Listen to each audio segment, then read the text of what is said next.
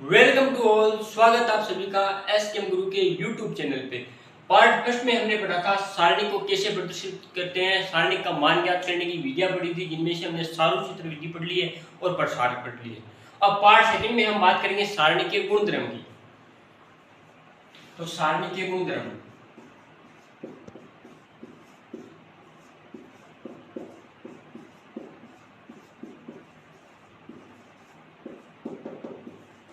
पहला गुणधर्म है हमारा, जिससे भी कोई एक सारणी ले लेते हैं,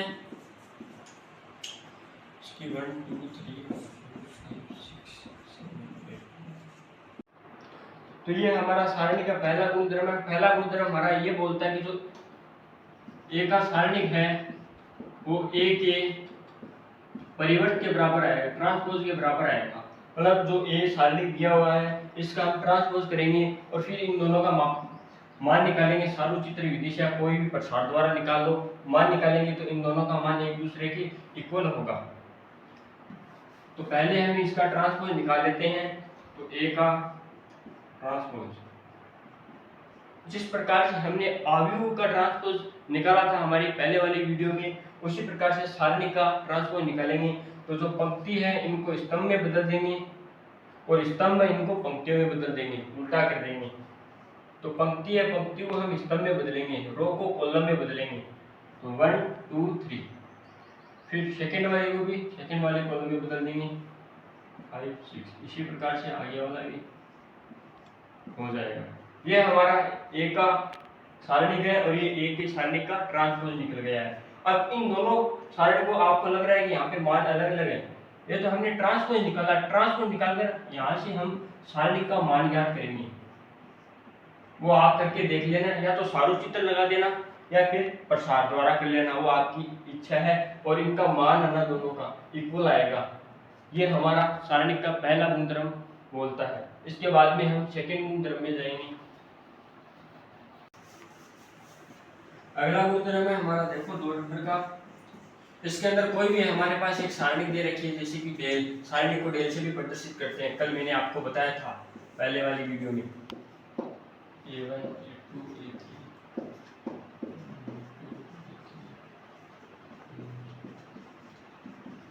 तो हमारा सेकंड गुणधर्म ये कहता है कि कोई भी सारणी दे दी है हमको, और सारणी मतलब ये सारणी के, इस सारणी के कोई भी 2 कॉलम को आपस में इंटरचेंज कर दो या फिर पंक्ति को इंटरचेंज कर दो। इंटरचेंज करोगे तो इसका मान है वो माइनस डेल के बराबर आएगा।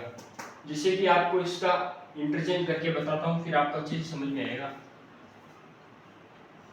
तो सेकंड गुणधर्म के अनुसार कोई भी, पहले हम पंक्ति को कर रहे हैं इंटरचेंज, तो पंक्ति को कर रहे हैं तो इसको ऊपर ले जाओ और ऊपर वाली को नीचे लेकर आ जाओ। B1 B2 B3 A1 A2 A3, नीचे रहेगा C1 C2। तो ये हमारी सारणी है, इसको हमने इंटरचेंज कर दिया। अब इस सारणी का जो हम मान निकालेंगे नीचे सारूचित्र लगाकर या फिर प्रसार विधि लगाकर, तो इसमें जो मान आएगा वो माइनस डेल के बराबर आएगा। अब जिस प्रकार से हमने इसमें पंक्ति चेंज की है, तो हम कॉलम भी चेंज कर सकते हैं। एक ही बात है, कैसे भी कर लो। अगर हम कॉलम चेंज करेंगे यहां से, तो इसको इधर कर लो और इसको इधर कर लो। A2 B2 और C2, A1 B1 C1, और इधर आ जाएगा हमारा A3 B3 C3। इस प्रकार से भी हम इंटरचेंज कर सकते हैं। और ये यहाँ पे इसका सारूष्य मान निकालेंगे तो माइनस का आ जाएगा।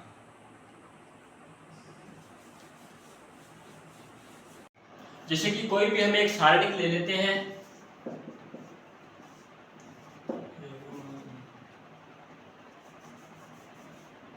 A1 A2 A3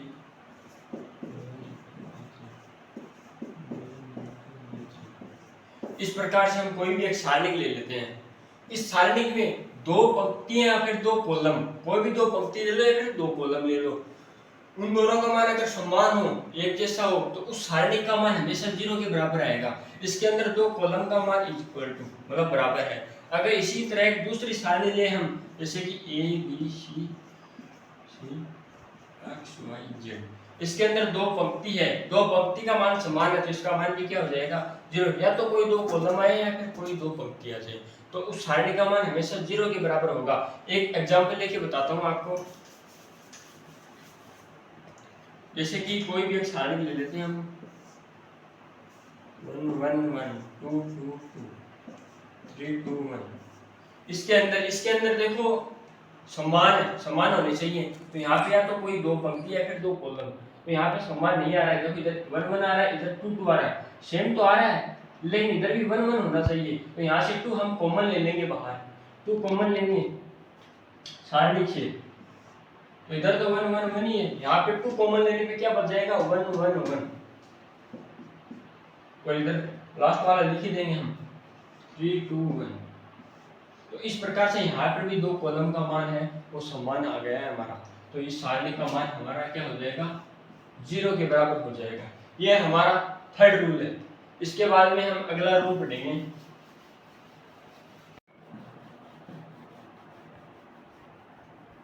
इसके बाद में हमारा अगला गुणधर्म है 4 नंबर का।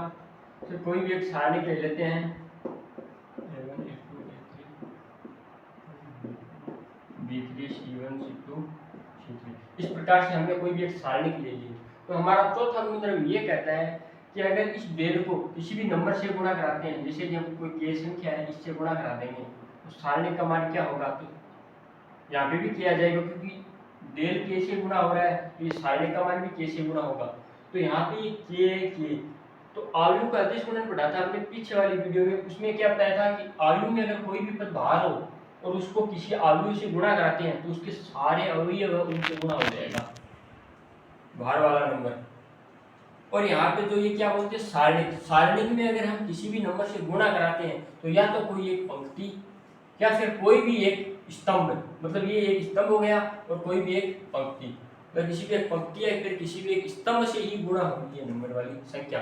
जैसे कि इस सारणी को आगे हल करते हैं, इस के को मान लो हम कोई भी एक पंक्ति से गुणा कराते हैं, तो के A1 के A2 के A3, और यहाँ पे B1 B2 B3 C1 C2 C3। इस प्रकार से हमारा ये मल्टीप्लाई हो जाएगा, मतलब प्रत्येक अवयव से गुणा नहीं होगा, सिर्फ कोई भी एक पंक्ति मान लो या फिर कोई एक स्तंभ, उसी से ही मल्टीप्लाई होगा। और लास्ट में जो इसका आंसर निकल के आएगा वो किसके बराबर आएगा, वो पहले वाली हमने सारणी मानी थी ना डेल, सिर्फ डेल, उसका मान आ जाएगा। ये जो हमने जिस नंबर से मल्टीप्लाई किया है ना उसी का गुणन आ जाएगा, तो डेल का के गुणन आ जाएगा। इस प्रकार से हम कोई भी एक एग्जांपल के रूप में लेते हैं।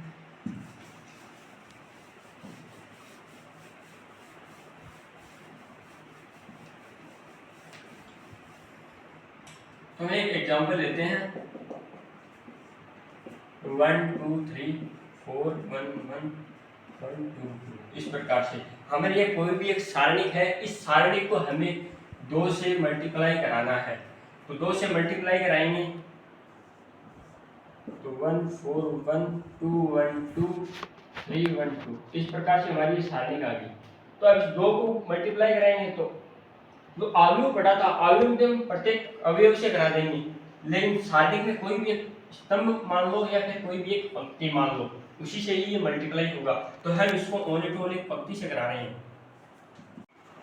तो 2 को हम मल्टीप्लाई करा देंगे, तो 2 को हम पहले पंक्ति से करा रहे हैं, तो करवा दो। 2 को 1 से कराओगे तो 2 आ जाएगा, 2 को 2 से कराओगे तो 4 आ जाएगा, 2 को 3 से कराओगे तो 6 आ जाएगा, और नीचे वाला ऐसा कैसे 4 1 1 1 2 2। इस प्रकार से हम मल्टीप्लाई करा देंगे सारणी से। कोई भी हमारा ये पद आ जाए या कोई नंबर आ जाए तो उसको सारणी से किस प्रकार से मल्टीप्लाई कराते हैं, तो कोई भी एक पंक्ति या फिर कोई भी एक स्तंभ मल्टीप्लाई होता है सारणी से। अब इस सारणी का हम जो भी हम मान याद करेंगे, वो जो हमने पहले वाली जो सारणी ली थी ना, उस सारणी का 2 गुना आ जाएगा। ये जो हल आएगा ना लास्ट के अंदर ये, तो इसमें सारू चित्र विधि लगाकर इसको सोल्व कर लेना। नहीं समझ में आए तो फिर से बता देंगे आपको। तो ये हमारा चौथा गुणधर्म हो गया है कंप्लीट। अगला गुणधर्म है हमारा 5 नंबर का। इसमें जैसे कोई एक सारणी ले लेते हैं हम A1 plus D1 A2 plus D2 A3 plus D3 और यहाँ पे B1 B2 B3 C1 C2 C3। ये वाला गुणधर्म हमको इस प्रकार से बताता है कि जैसे कि कोई पंक्ति में अगर कोई या फिर कोई स्तंभ में कोई भी पद जुड़ा हुआ हो तो उसको हम अलग अलग प्रकार से लिख सकते हैं, अलग अलग करके लिख सकते हैं योग के रूप में। तो इस सारणी में तो ये हमारे एक्स्ट्रा पद जुड़े हैं, इनको हम अलग अलग करके लिख सकते हैं। जैसे भी देखो नीचे A1 A2 A3, इनको अलग करना तो एक बार इनको भूल जाओ, आगे वाले लिख लो ऐसे ही B1 B2 B3 C1 C2 C3।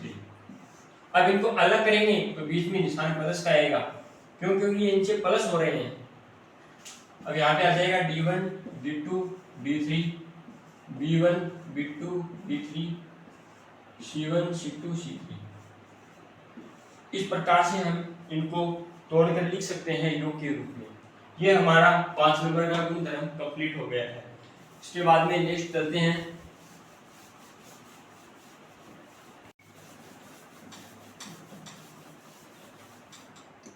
अगला गुणधर्म हमारा 6 नंबर का।